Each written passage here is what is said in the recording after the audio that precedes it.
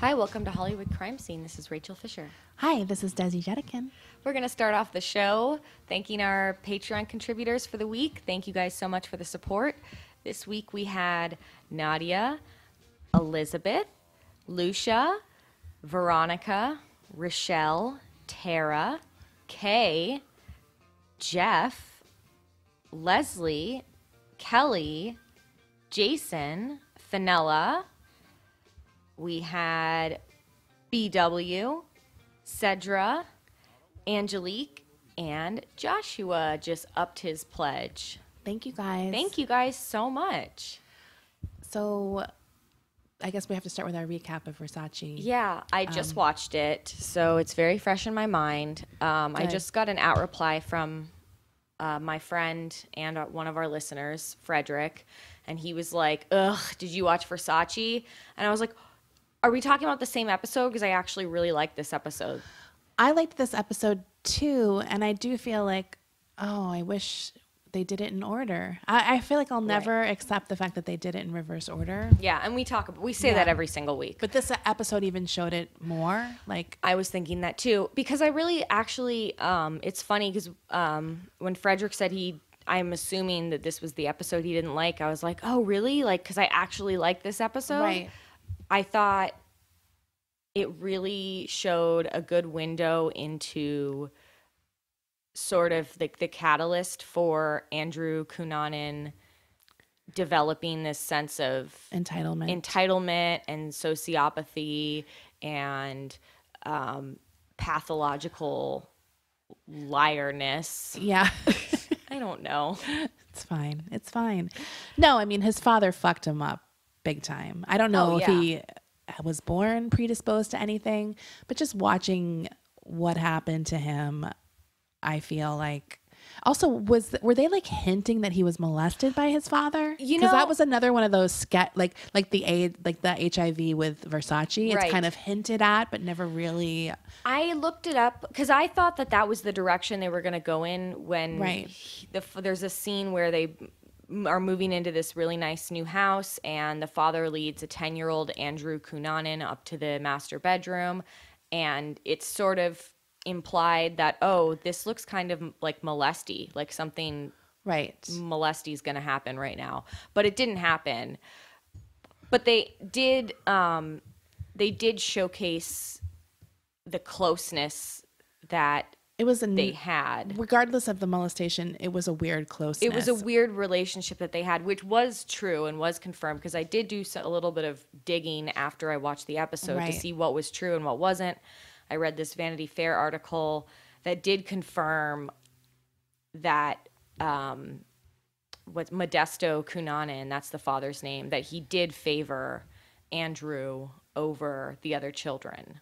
Oh, gosh. That's right. Modesto. I was laughing because I remember when I did the Versace episode, I thought he was from Modesto, but that was his father's name. No, that's his name. Yeah. And the actor who played him was fantastic. Oh, yeah. The dad was he did such a I great feel like job. both the parents are really well cast and good actors. Oh, yeah, absolutely. I really enjoyed this episode. It also made me have more sympathy for the mom. Yes. Because we first see her and she's like, she seems crazy, but it's like, no, this is a woman who She's had abused. her life ripped away from her and was treated like shit. Like, I did feel like I had sympathy for Andrew. I did for the too. first time I did too. in a major way. Also, you kind of got to see where the lobster came from and like, you know what I mean? Like there were definitely moments, or even just him visiting the Philippines was a weird. There were some corny things. I had started listening to a podcast by Vanity Fair. Actually, they do a recap every week, and the podcast is pretty good. I think if you just look up Vanity Fair Versace, it'll pop up. But they do a way more in-depth recap if you're interested, and then they also interview people from the show, which is interesting. And they liked the episode also, but they were pointing out some things that made me laugh about how they're kind of really hammering home the American dream and the parallels between Versace and Cunanan. Yes. Like even when it doesn't really fit. Oh, see, his mom was very supportive and like, which actually, according to the Vanity Fair article I read, wasn't necessarily, I think it was the Vanity Fair. I read a couple of different articles after, but one article at least stated that wasn't necessarily true, that she wasn't not supportive of young Gianni Versace, but it wasn't as, ham-fisted like they showed it. There's ham-fisted elements to this episode, even though overall I did like some of the moments in it, and I feel like it did explain Andrew, and I didn't really know a lot about his childhood. Yeah. So it was good to kind of see that. And it is, you do have empathy for, him in this, for his childhood. He grows up in San Diego. He's at this prestigious high school and elementary school that he goes to, surrounded by rich kids. Right. And that's something that I feel like a lot of people, can empathize with in America, just feeling less than financially and feeling like, the key to life is to have material success.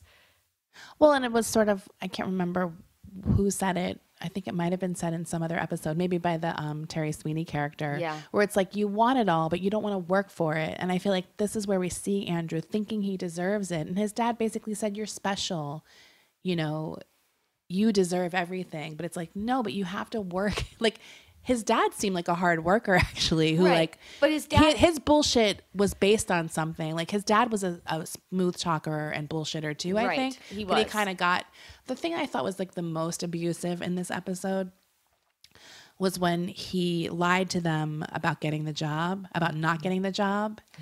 Oh, that moment was like really fucked up thing to do. Like, those are the kind of moments, and I'll just be like when I talk about my abusive childhood, it's never like the things that most people freak out about, like the very obviously things. It's like these subtle things that they do that fuck with you. Yep. I feel like that are the most that emotional fucked up. abuse. Like, that lasts with you. Right. I mean, that's like, gaslighting is so overused now. Right. But that's the kind of stuff where they're always keeping you off kilter. On your toes, and you never know what the right answer is. Right. It's a fucked up position to be in. So I just felt like, ugh. Right. I hated that moment. It was so horrible. Yeah. And even in that moment, I was like, I was like, well, is he telling the truth or lying? Which one is true? I couldn't tell. Do you know what I mean? Like, I didn't know. I was like, did he get the job or was he continuing the lie? Like, so I thought that was a really good moment to show how Andrew probably also doesn't know what the difference between truth and lies are in a way. Right. And I thought also, at the end of the episode, or by the end of the episode, Andrew, has had his entire life sort of has been a lie at this point, or his father's life has been a lie to him. He's had everything has been exposed. His dad is a fraud suddenly, and Andrew travels to Manila to go track down his dad, where he's escaped to avoid going to jail for doing these shady deals. And at that point, he has sold their house out from under them. He's left his family with nothing. So he goes to see his dad, who's living in what Andrew Cunanan actually described as squalor. And it's like he sees this, everything he thought he knew about his father was a lie, basically.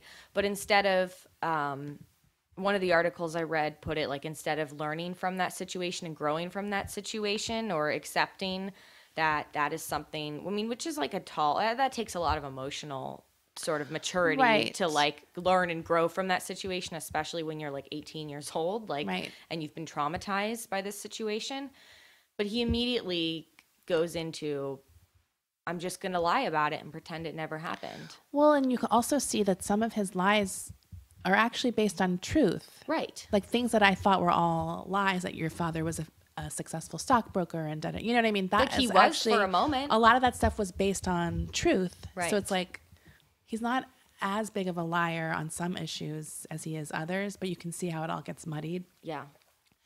So I did like the episode. I did too. I thought it was good, and also kind of a standalone almost in a way. Like, had like a real insular story going on. Yeah, and I think we also saw his friend, the woman, Right. We kind of saw how they met and sort of bonded. And that was embellished too. I read that they didn't necessarily meet like that, but it was. But they knew each other from purposes. high school. Yes. Right. So I liked it. Like Desi said, I do believe it could have been a standalone episode, just a story. Right. As it was. I think a lot of the themes are still really relevant today.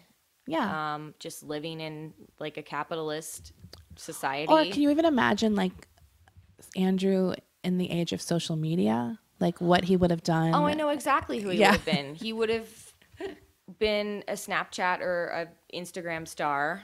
Well, creating a whole persona. Right, but people do that all the time. I know people like that, or, I've seen people like that in my life, especially living in Los Angeles. Right. No, I know who he would have been, but what he would have done with that. Oh, yeah. I mean. He could have.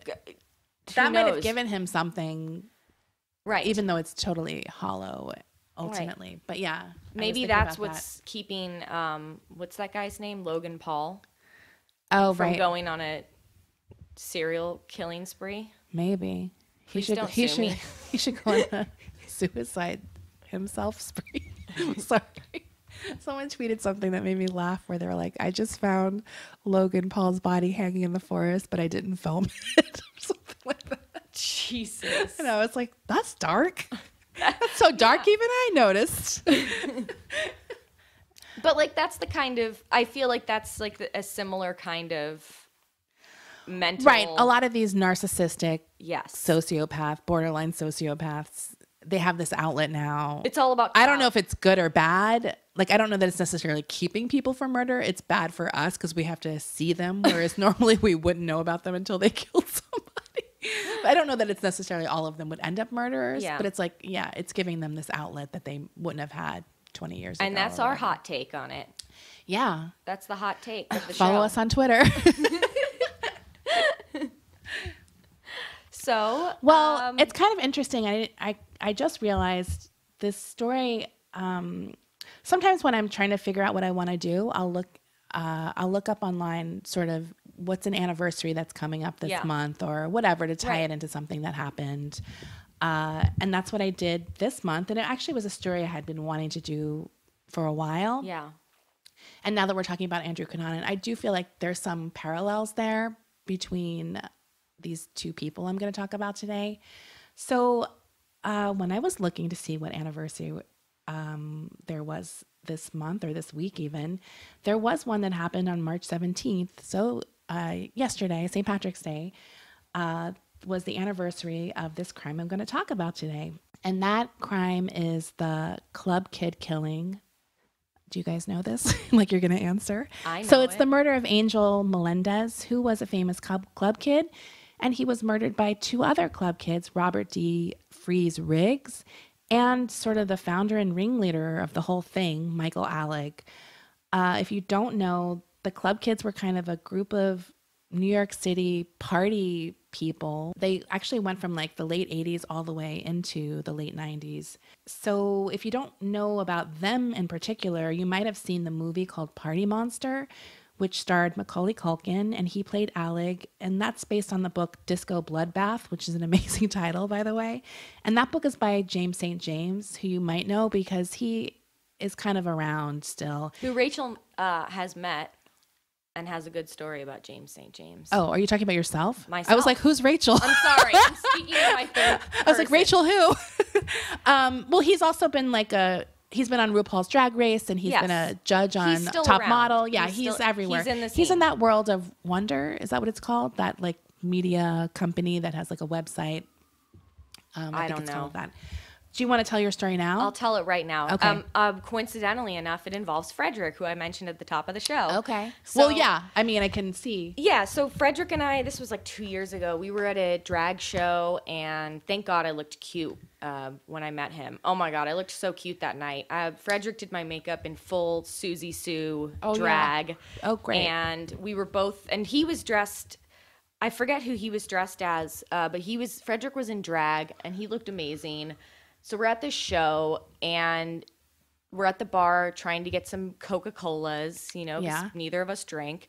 And Frederick goes, that's James St. James. And I look over, I'm like, oh my God. And I totally like was fangirling out for a second because I love this guy. And all of a sudden, James St. James turns to Frederick and goes, hi, Michelle. Like he thought he knew Frederick. Right. Was this girl Michelle, I guess. And he's like, hi, Michelle. Hi, darling. Look, can you get me a da-da-da-da-da? Thanks so much. And Frederick's like, sure. Just pretends to be Michelle. And then we got to take a picture with him later. Aww. And that's my story. It was a very... Cool. Where were you? At a drag show? Or? Yeah, at a drag show in Hollywood. Okay. That's it. So that's James St. James. It was very exciting for me. That's all I have to say about that. He's quite a personality. He looked fabulous that night. So let's just get into a little bit about Michael Alig's background. And this is where you'll kind of see some similarities between him and Andrew. He was born in Indiana, April 29th, 1966. He also comes from a family that was kind of fucked up, and his parents got divorced when he was really young at 4 years old. He was a straight A student. He graduated in the top 8% of his class. So he was very smart, but he was also gay. And like growing up gay in the Midwest can't be an easy situation. Like Andrew probably had it a little bit more easier being in Southern California. So he was bullied because of that. And when he graduated high school in 1984, he wanted to move to a less conservative area. And he went to Fordham University in New York City on a scholarship. After he was there for a while, he eventually transferred to FIT, Fashion Institute of Technology. And it was there that he met the boyfriend of artist Keith Haring. And that's sort of how he got into the whole scene of the New York City nightlife kind of scene. He eventually dropped out of school and he began working at Danceteria as a busboy. Which is where Madonna worked. Exactly. I have that in my notes, Rachel. Look, everyone who knows me knows I'm the biggest Madonna stan. I mean, Danceteria is the legendary dance club from that period in the 80s. Yes. In the early 80s, maybe late 70s. Did it start? I can't remember. It was closed by the end of the 80s. But it was a legendary dance club. A lot of people performed there and got their start there, whatever. So while he was working at Danceteria, he really started kind of taking... He was smart, like I said. So he really started like looking at what makes a successful dance club. What's the business like? And he wanted to become a party promoter, basically. Yeah. So he was like taking it all in and figuring out what his move was going to be. Yeah, definitely. So he kind of started throwing these parties that were super memorable, and it really sort of helped him rise on this party scene. It was during this period, which is in the late 80s, that he kind of created the idea of club kids. Club kids were really flamboyant personas. They all went out dressed in these wild costumes. They usually had like names, like, James St. James. That's not his real names. It's kind of draggy in a way. It's like extreme avant-garde drag. Well, someone described it, I think James St. James actually described it as part drag, part clown, part infantilism. And that is true. There was a lot of like baby elements to things like pacifiers, and that also had to do with like drugs, the drugs they were taking too, and lollipops and like kind of childish personas. Bright lot colors. Of the times, bright colors. Some of the famous club kids that you might know are Amanda Lepore is one of them. I don't know. There's like Richie Rich, Ernie Glam, my favorite, Jenny Talia. Yes, Jenny Talia. And RuPaul might have been somewhat kind of involved in that, but I don't think he was ever a club kid. But he was mentioned a lot. So I don't know if it's people who just don't know. They're like, he must have been in that too. But he probably was like at some of those parties for sure. Was. Right. The club kids became like a really big thing in New York. By the way, I lived in New York at this period and I was fascinated by them. I knew people who were going to these parties and I eventually went to some later. Really? Like I was sneaking into the city probably from like the age of 12. I would go into Manhattan and go out to bars and like whatever. Wow. Like, so I mean, I wasn't like a drug user or like in that, I wasn't a club kid, but I would go to like Disco 2000 and like all of these sort of parties regularly. I have a story I'll tell in a second. they were a big media presence too. Like they were in magazines like Time and People. They were on like all of the daytime talk shows, Geraldo Donahue, Joan Rivers show. People use GIFs a lot on Twitter or meme. Like one of their talk show appearances from like Phil Donahue show is like a big meme. Like so-and-so just wants to party all day. Oh God. Yeah. Yeah. And there was also something with like Pickle Surprise. Did you ever see that? We should post it. It's like, There's all these weird random like things from that period. So Michael really became famous. Like, it's hard to imagine that he was so famous during this period, but he really was like this personality. He was an it guy. He was the one who would go on a lot of these talk shows, and he would kind of go on looking like Boy George. He had like a really snarky, sarcastic persona. So they loved having him on. And he was always on to defend this terrible lifestyle that they were all promoting. Because conservatives also kind of jumped on the bandwagon of hating these druggy, weirdo, freak teens. Homosexuals. And like, yeah, homosexuals. You know, it's that period of time.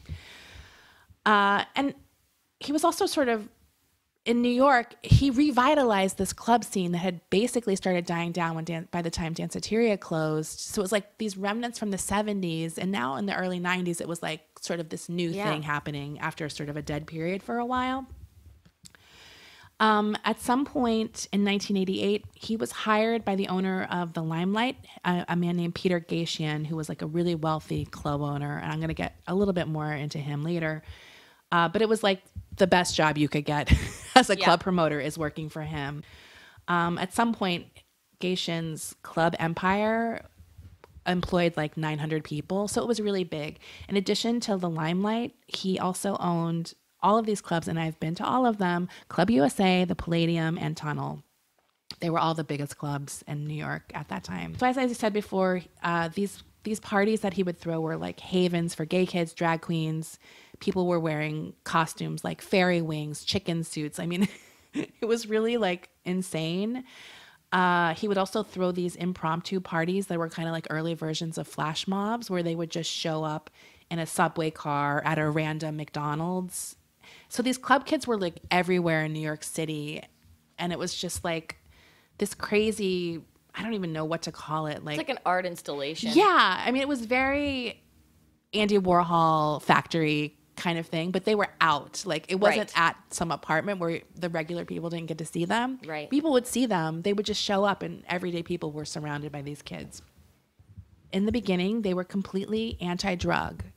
He said it was a creative, positive thing. Come to New York and join our group where you'll be celebrated for the thing that makes you kooky or an outcast in your hometown. Yeah. So that was sort of the genesis of it. It wasn't this hoity-toity exclusive. Right. And I don't think it was necessarily straight edge, but the drug culture wasn't the main thing. It was like, come here, let your freak flag fly free or whatever.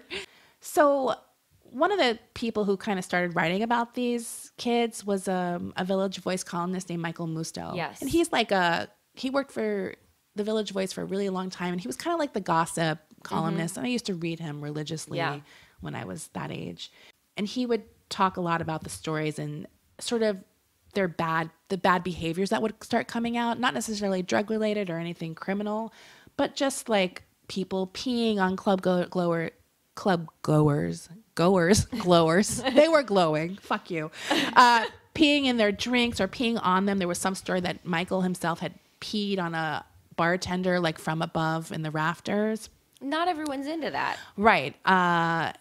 Knocking people to the ground. I mean, just like all this stuff. Now I'm going to tell you my story, since it's sort of related to doing something to someone below you. Desi has a story that's related to pee, everyone. It's not pee, but I will tell you. I went to Limelight one time. I can't remember why. It might have been a KMFDM concert. Of course it was. Right. Okay. Below me. So the Limelight had levels, but it was all open. So if you were at the stage, you could be in these levels. I don't remember how many floors it was. I was standing on a level, and below me was Joey Ramone. I'm sorry. Okay, this is like one of my best stories. At some point, and this is like an infantilism type thing, I had a lollipop. Okay. I wasn't even on drugs, but that was like the best I could do. I probably was dressed like hot Baby Jane, like from what happened to Baby Jane. At some point, someone was like, Joey Ramone, look, it's Joey Ramone below you. And I was just, I can't even remember. I honestly don't know if I did this on accident or on purpose, but I dropped my lollipop and it landed in his hair. So he had like really long black hair, and I just saw the lollipop stick in it, and he like pulled it out of his hair and then looked up at me. And I was like, freaked out, and I ran. I was like, we have to go. Like, Joey Ramone saw me. So it was like crazy days back then. Oh my God. That's my Joey Ramone story. And then when he died of cancer shortly after that, I remember feeling really guilty for some reason. Not that I caused his cancer, but I was like, that's my one thing with him when he died. Like, you dropped a lollipop. That's his memory of me. Like, yeah, that's my one interaction. And now I'll never be able to say I'm sorry. So it's all about me. Let's get back to these narcissists. Not like me. So as the scene grew, the drug use grew. Michael was actually arrested several times for drug offenses, had entered rehab, but continued to, go back on drugs when he got out of rehab. Does that sound familiar, Rachel? Sounds familiar to me. Do you know any people who have done that? At some point, even Geishin sent him to rehab because this is a big, he had a job. Like, right. It wasn't like he was de facto club guy. Yeah. He actually worked for Geishin and was creating all of these huge money-making events. So the drugs he was doing are typical, very big, like ecstasy, Special K, they called it back then. Does it have a new name now? Ketamine? It was Special K. Heroin, coke, ketamine, like I mentioned before, everything. Basically everything, but any kind of hallucinogens were especially big because of all the colorful costumes and the music and da-da-da-da. He had a really manic personality, which is something that works well for the thing he was doing as a career. But the combination of that personality that was probably untreated mental illness in some way, combined with the drug addiction, really started changing his personality. He himself said that he was diagnosed with something called histrionic personality disorder, but it's actually, some people were like, yeah, you're a fucking crazy jerk.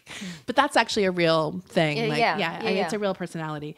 According to him, it's a very funny, my diagnosis. If you look it up, you only have to have 5 or 7 of the symptoms, and I have every single one. But he was delighted by this. He said, the doctor said I was the most extreme case he'd ever seen. Everything has to be completely over the top and exaggerated. And it worked well for my job since I was a promoter. Right, it did. So during this period when he was really heavy into drugs, he met Andre Angel Melendez. And that Andre was a drug dealer who actually worked for Peter Geishin. Michael actually ended up being one of his biggest customers. Yeah. And in that scene, that's saying a lot. So Angel was a drug dealer, but then he also kind of got into this club kid scene as well and became personal friends with Michael and all of his, cohorts. So he was working for Peter Geishin and selling drugs at all of these clubs. His signature look was that he wore these huge angel feathers. We could probably post some pictures of him, but they were enormous, like feather wings or whatever. At this point in time, the limelight began to come under federal investigation because they were investigating Peter Geishin for being in sort of part of the drug dealing scene at the club. He was actually like part of it, not just having people sell drugs. He was like making money off of it too. So he was under federal investigation. It was at this time that Melendez got fired by Peter Geishin because he was trying to cover everything up. Well, he basically fired all these drug dealers he was sort of paying to be there and sell drugs. And then it was at that point that Melendez moved into Alig's Riverbank West apartment. Now, someone referred to this, and I loved it, so I'm going to say it here. And I think it might have been a Rolling Stone article I read. It was when Melendez moved to this apartment with Alig on March 17th, 1996, that the Club Kid movement had what this writer described as their Altamont moment. Oh, it's so good. My dad was at Altamont. Oh, he was? Yes. We'll save that for another episode. Okay. I want to do an Altamont episode actually. So we'll get some Gary Fisher quotes for that episode. So Sunday, March 17th, 1996, Melendez was killed by Alig and Alig's roommate Robert D. Freeze Riggs in this apartment.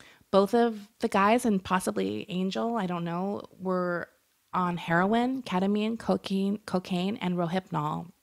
Roofies. So they were fucked up. Yeah. It was at that point when Alig and Angel got into an argument about a delinquent drug debt. So this started by basically two druggies fighting over owed money, right? I mean, I'm sure that's pretty typical. There's a lot of conflicting stories, so I'm going to just kind of go through them all.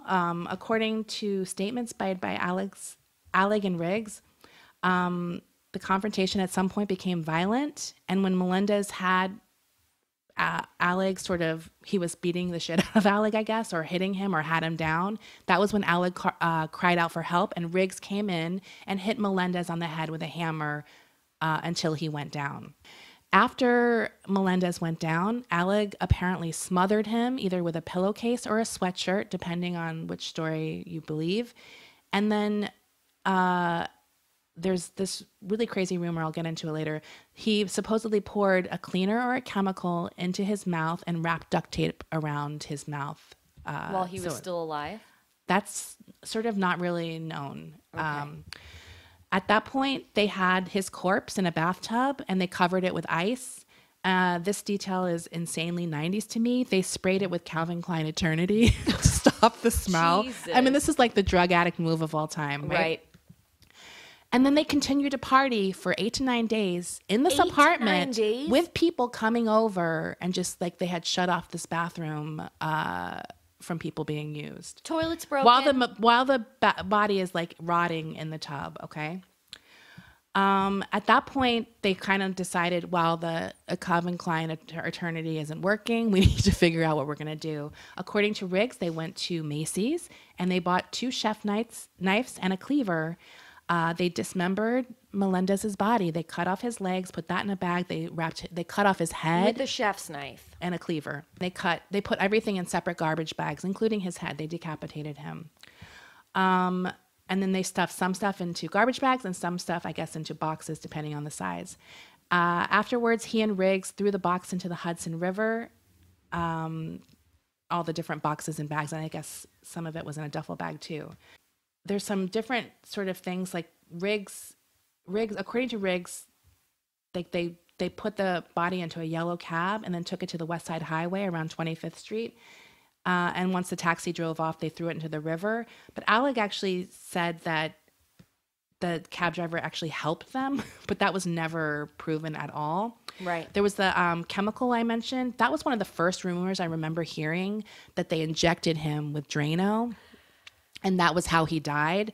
But according to Alig, they had used the Drano to cover up the smell at some point, but he's not really admitting to the fact that he might have put it in the mouth. But I don't know if that was to also get rid of the smell, like in some demented way, like we pour it down his throat, it won't smell. Now, after the murder happened, no one knew the murder happened, first of all. He disappeared. Right. So he's disappeared. Alig started telling people, anyone that he would listen to him, that him and Riggs murdered Angel Melendez. But people, because of his personality, they thought this was just another one of his fantastical lies. Right. And like he was making fun of it. Like that's sort of how demented these people were. Like you would joke about murder as if it's like, oh yeah, I killed him. Like, and people would laugh their asses off. Well, it's so absurd. It's such an absurd thing to and say. at this point, they are all sort of narcissistic drug addicts who they think everything's fucking funny and nothing is serious. And like, do you know what I mean? Like, oh, you killed him? That's hilarious. So according to Michael Musto, who was following this story very carefully, obviously, by the time Alex sent out a party invite joking about the murder, a lot of people wanted to kill him. Michael. Yeah. So he was going so far as sending out party invites, like joking about the murder, and probably I didn't see this, but I could picture him even making a party like the Angel Melendez murder party or whatever, like dress up as Angel. The mainstream media finally started covering this murder after the victim's brother and father were turning to them, sort of begging for help, because people didn't really care, and because there was no body yet. There was nothing really to prove. This is a drug addict. He could have gone anywhere. He could have, you know what I mean? Like, whatever. On April 26, 1996, Musto officially reported rumors of Alig's involvement in Melendez's death in a blind item in the Village Voice. It included details of the murder, and other people started publishing things too, including the New York Post. And there still wasn't a body yet. No body. So it was starting to get a little bit of press. In September of 1996, so this is months later, the police had still not even questioned Alig in a serious way about the murder. They had questioned him about Peter Gashin, the investigation that was going on with him. And they were really trying to get Alig to testify against Peter Gashin. So a lot of people speculate that they weren't even caring about the murder because the Peter Gashin thing was the thing they really wanted Alig to kind of get on board with. Right. A lot of people started believing at that point that Alig would get away with murdering Melendez just because the police were sort of not doing anything. James St. James actually recounted that Melendez's brothers were all baffled with the callous indifference the police were showing the case, and even the people who claimed to be Melendez's friends didn't seem to give a fuck at that point. And a coincidental thing happened on Friday, September 8th, 1996. A dismembered body was fished out of the Harlem River, and it was found by a homeless woman, and that sparked police to begin investigating the Angel Melendez case. They initially thought it was his body, but it just happened to be a coincidence, another dismembered body. But it kind of got them to think, oh, wait, we should be investigating this case. A police officer in Staten Island saw some of the coverage of that body that was found, and he was like, oh, wait a minute, we found a John Doe body in Staten Island at a place called Miller Field. Pieces of human remains had washed up on the shores of Staten Island. In the film Glory Days, which is a documentary that was on Netflix, I'm not sure if it still is, the police say that the group of children at the beach on Miller Field discovered the parts of his body. Yeah. There were boxes containing the remains of Andre Angel Melendez. They come to find out later. A tropical storm had actually helped propel the box up on the shore. That's how it kind of happened. Wow. They had to use, the reason they didn't initially think it was him was because they initially thought it was an Asian male, but they used dental records to identify the body. And on November 2nd, 1996, they positively identified the mutilated corpse as Melendez. And a lot of the details of the rumors about how he was killed were confirmed by the fact that it was like body parts chopped up in whatever. At that point, Alig fled New York, and in November, like at the end of, shortly after the body was found, he was located in a motel room that he was renting with a drug dealer boyfriend named Brian in Toms River, New Jersey. He was arrested, and Riggs was arrested as well. So shortly after the arrest, Riggs confessed to police, and this is his actual words. On Sunday in March, I was home, and Michael, Alig, and Angel Melendez were loudly arguing and getting louder. I opened the room and started towards the other bedroom, at which point Michael was yelling, "Help me, get him off me." Angel started shaking him violently and banging him against the wall. He was yelling, "You better get my money or I'll break your neck." I grabbed the hammer and hit Angel over the head. According to Riggs, he hit Melendez 3 times on the head with a hammer. Then Alig grabbed a pillow and tried to smother him. When Melendez was unconscious, Riggs went to the other room, and when he returned, he noticed a broken syringe on the floor. Riggs claimed that Alig was pouring some cleaner or chemical into Melendez's mouth and then duct taping it, and then Riggs helped him with that. Alig always disputes this and says that the Drano and the hypodermic needle was something that was in Disco Bloodbath and Party Monster, like created to make a dramatic film and book. Alig insisted that he and Riggs killed Melendez in self-defense and disposed the body in a kind of panic after the murder. I don't even doubt that any of this is true or not true. Like, I'm sure it's a fucking mess, and it's drug addict memory. Like, they were drugged when they fucking did this, so who the hell knows what really happened in a way. There was, as I said before, he was interviewed in August of 1996 related to Peter Gashin, and it was a secretly taped conversation with Melendez's brother, Johnny, between Alig and Johnny Melendez, Angel's brother. And they were, in that conversation, Alig started hinting that Riggs killed Melendez for Gatien because Peter was in trouble for drugs and Angel knew everything and was threatening to go to the police or to the FBI or the federal government, whoever is investigating this. Now, prosecutors, as I said before, were hesitant to charge him because they thought they might need him to testify against Peter Gatien. But they eventually offered Alig and Riggs a plea deal, and they got a sentence of 10 to 20 years if they accepted the lesser charge of manslaughter. October 1st, 1997, both pleaded guilty and were sentenced to 10 to 20 years. They never ended up testifying for Gatien because they were convicted felons at that point, and whatever, we all know how that goes. While in prison, Alig told journalist Michael Musto, "I know why I blabbed. I must have wanted someone to stop me. I was spinning out of control. It's like the old saying, why do you have to get attention around here? Kill somebody?" Okay. There was another interview with Michael after he was released from prison, and he kind of goes into a few more details. He claims that Freeze, one thing that people always get wrong is that they say that Freeze hit Angel with the metal part of the hammer and that blood was splurting everywhere and whatever. But he said that's not what happened. He was holding the claw and hitting him with the wooden handle.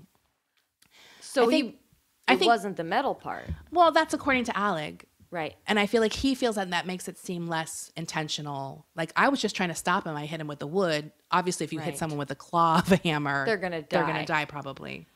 So I feel like a lot of people think he's just saying that as a way to sort of say the intent was not murder. Self-defense. It was self-defense. He also blames a lot on their addictions. He said we were junkies and calling the authorities. That's just not something junkies do. I was going to say, that part of it, like whether it was self-defense or not, even if it was complete self-defense and they're innocent, of murder. Right. When you're a drug addict, no matter what's going on in your life, you do not call the cops. Right. I mean, I buy that too. Like, his boss is under investigation. They have thousands of employees. Like, the last thing they need to do is to have this drug addicted murder thing happen. Right. I'm not saying it's right or wrong. I'm just saying from my own perspective, that makes total sense to me. And obviously I think someone said at some point to him, a person's life is worth more than 1,000 jobs. Like, duh, right? Right. His point of view though is he was already dead. There's nothing we could do about it. Even though it was self-defense, we decided to cover it up. And honestly, like, I can see covering up a murder that's unintentional. You're freaking out. Well, that's what I'm saying. Yeah. It's like when you're addicted to drugs, it's not just that you're... Even when you're not addicted to drugs, people cover up things that were unintentional when they unintentionally kill someone because you panic. Like, obviously, he's like, would I make the same decision now? No, I would do the right thing, of course, whatever. Angel was friends with all of our friends. So he was basically saying, like, we knew we would eventually be caught because everyone's asking us, where's Angel? How could you have, So it was kind of like... he did what he did. Right. He tried to have it both ways. Like, he said, I would say matter-of-factly, we killed Angel. Almost like to confess and get it off his chest. But everyone was like, ha, ha, ha, ha. Like, so he was doing this weird kind of psychological thing where he would confess, but no one would believe him. And he wouldn't know, no, I really killed him. Like, yeah. Do you know what I mean? Like, it was like this weird thing. And he said about his circle with that kind of shit, like how they kind of got away with that. We all have histrionic personality disorder. We all love to gossip and tell the most outrageous stories to each other. And each time we tell a story, it gets bigger. We're not like normal people. It's not soccer moms here. So he went to prison. He didn't have like a great time in prison. He was placed in solitary confinement a lot because he was addicted to heroin when he went in. Yeah. And when you, get caught using heroin, they'll put you in solitary to keep you away from it, basically. His longtime mentor, James St. James, at some point began a blog entitled Phone Calls from a Felon, where he would blog transcripts of the conversations he would have with Alig in prison. I never read that. At some point, Alig did stop the phone calls because he said, people think I'm having a grand old time or that I'm trying to exploit my situation. So I guess that was a good call because it does look really bad.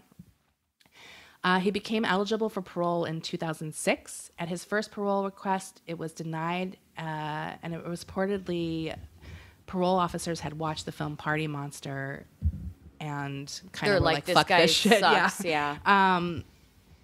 He was denied again in 2008, and at some point he said, I really identify with the character of Raskolnikov from Dostoevsky's Crime and Punishment. I mean, he has like illusions of grandeur.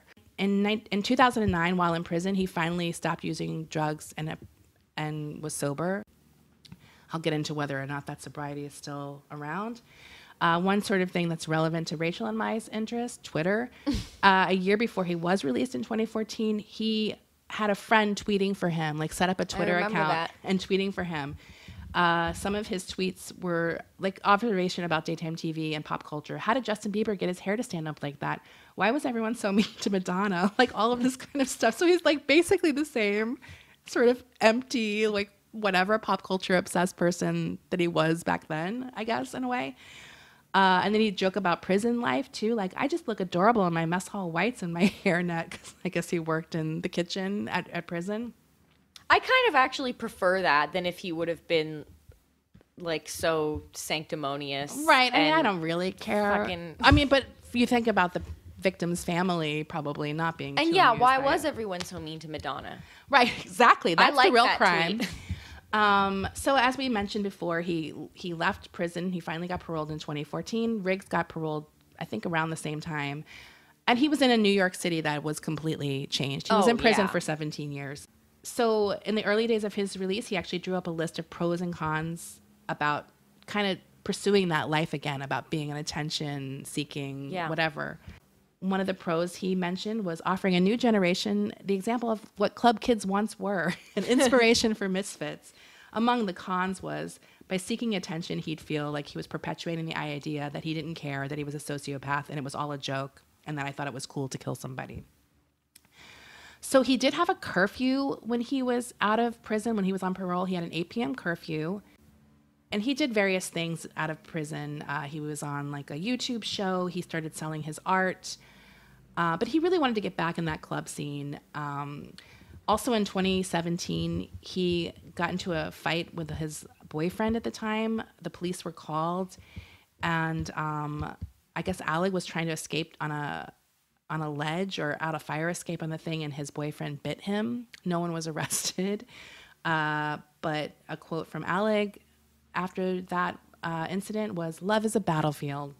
So anyways, he really wanted to get back into club promotion, and at some point he was no longer on parole, and he was able to stay out past 8, which he needed to do. He also was arrested at some point in 2017 for smoking crystal meth in the Bronx somewhere. So he did definitely slip off the wagon once he was out. According to the Daily News, he was arraigned on drug possession and trespassing charges, pleaded guilty in exchange for a conditional discharge. So I don't think he really faced any severe punishment for it. After he had his curfew removed, he started a party at a place called the Rumpus Room that was definitely sort of trying to redo that club kid glory days.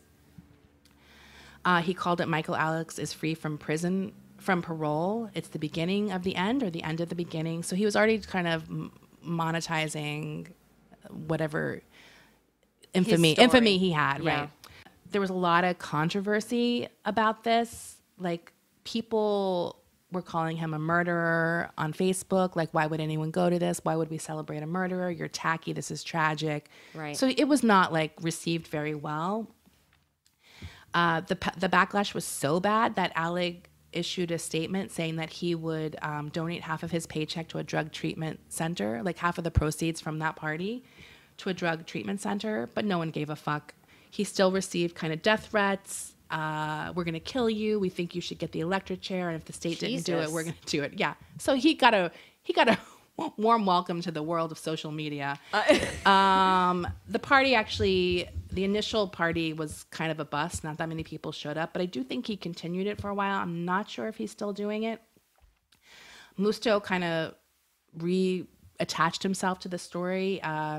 He said he would definitely be a mother goose to a whole new generation of kids again if he was allowed to. When Michael first got out, he was hounding me to get together, and although I felt hypocritical avoiding him, I thought he hadn't changed at all. He still seemed delusional, and he blamed me for the Drano quotes. He kept saying that I was preventing him from getting a job, not the fact that he murdered and dismembered someone, but the Drano thing. That was like the thing that was he thought, right. That led me to think he was totally delusional. Apparently, worked together on some independent film afterwards. And Michael then was quoted as saying, giving a sort of more positive spin on him. He's got a million ideas. He's actually kind of a genius. So I don't really know. I mean, Michael Musto is kind of weird. I feel like he can easily be swayed back and forth. And I don't doubt that Michael is one of those people who can convince you. Michael Alig. Yeah. Oh, right. Sorry. Alig can convince you that, like, I got like all these ideas. Like, he probably does have a lot of fabulous ideas. I mean, obviously, part of the problem is a lot of people don't like him and think he should be in jail for the rest of his life. Michael had this to say: "What we did is an awful, awful thing. It's something that I can't even come to grips with fully, but I can understand how people would definitely have misgivings. It's a small part of who I am. When people on Facebook or wherever attack me, I'll usually try to make an attempt to talk to them rationally, and sometimes I meet with them." So it does seem like he's kind of trying. I don't know. It sounds like if he was just using drugs as recently as 2017, he should probably just be focusing on his recovery. Right. Riggs, as I said, was also paroled. He was actually paroled a little earlier than Michael Alig. I made a mistake there. And he started working for a degree. I'm going to get to that actually later. So Michael also says, I can't be anti-drug. Michael claims to be anti-drug still sometimes. And that he kind of says, I could be anti-drug and still be around drug users, and even sometimes use drugs myself. So it seems like he's a little conflicted with his sobriety. And like you said, you just need to be drug-free. You clearly can't handle it. Like, because he kind of, I mean, he got busted in 2017. Oh, so as I mentioned, Alec's cohort in this cohort, that's my new word.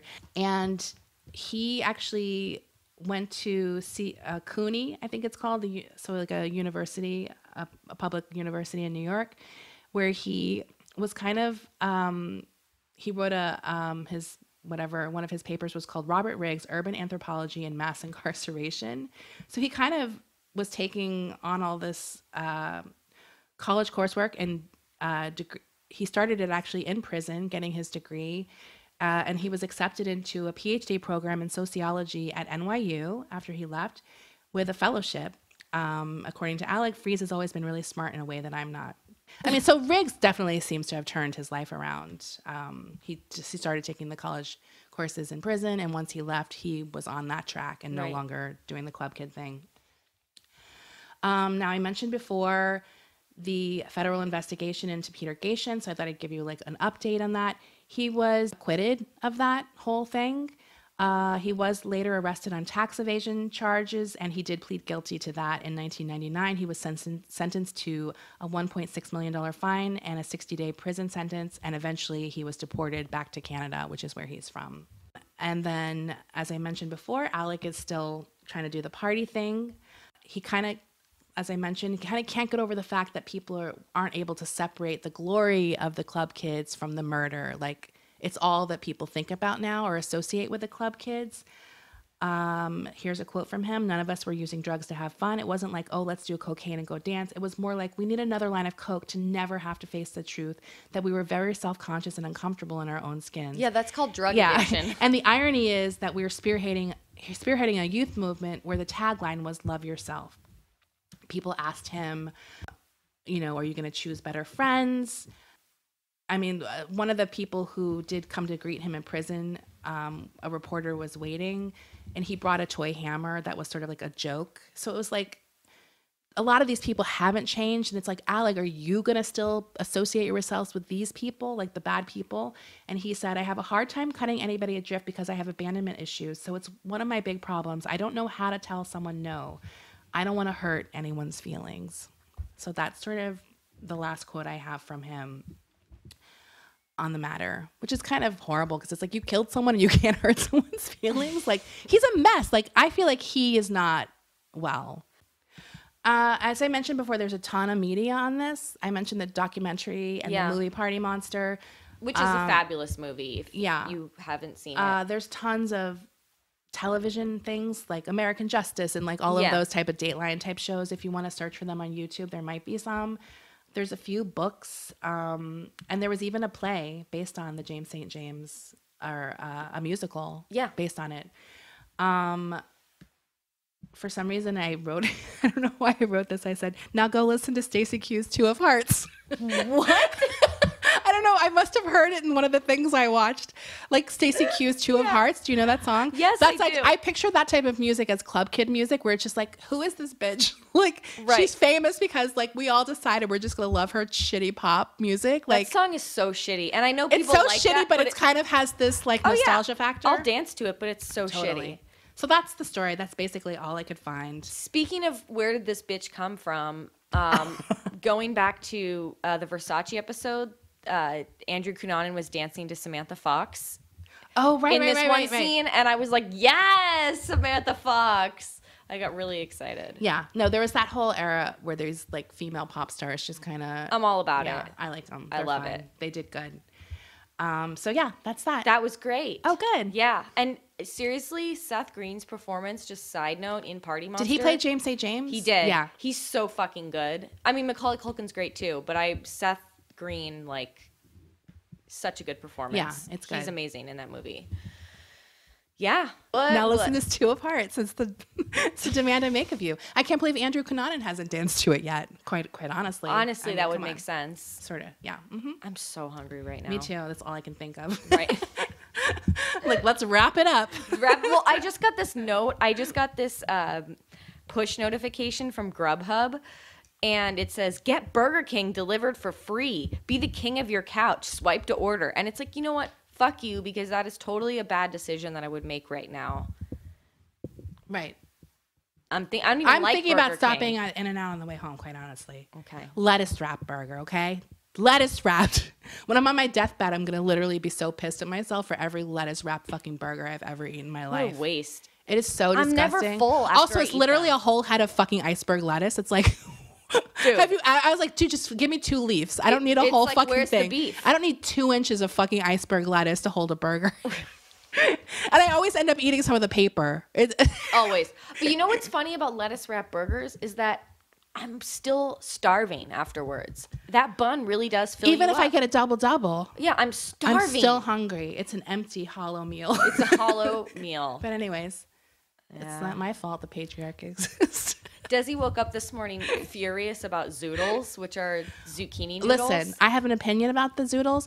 It's not the shape that I miss. I want the fucking pasta. Right. You could put it in a fucking bow tie shape, still zucchini. Like, I'm fine with eating zucchini with Alfredo sauce and chicken, but why waste your time making it into noodle shape? That's what I don't understand. Right. Why waste the time? Just chop up some fucking zucchini and mix it with your pasta sauce and meat or whatever. It's not like, the shape. I don't need the shape. I would never. I'll eat zucchini with other stuff. It's called a stir fry. Like, right. I don't need it in the shape of a noodle. It's infuriating. It's insane. Like, fuck that. You think I'm gonna mandolin and fucking make zucchini? I've tried every pasta substitute and nothing substitutes. Yeah. Come on. It doesn't. And the name. Can you imagine being an adult ordering that? Name, Come on. Zoodles. And everyone loves Zoodles who's on a low carb diet. They're huge. I don't get They it. put it on Instagram. They hashtag it. Fucking. It's always keto. On like, come on. It's a nightmare. Remember when I was on keto for like 8 days? I don't know. It didn't do anything except make me shake and feel like I was going to pass out. It's bad. It's bad. No more crash diets. No. Okay. Cut to me next week. Like, I'm on a juice fast again. Almond. Bye. Bye.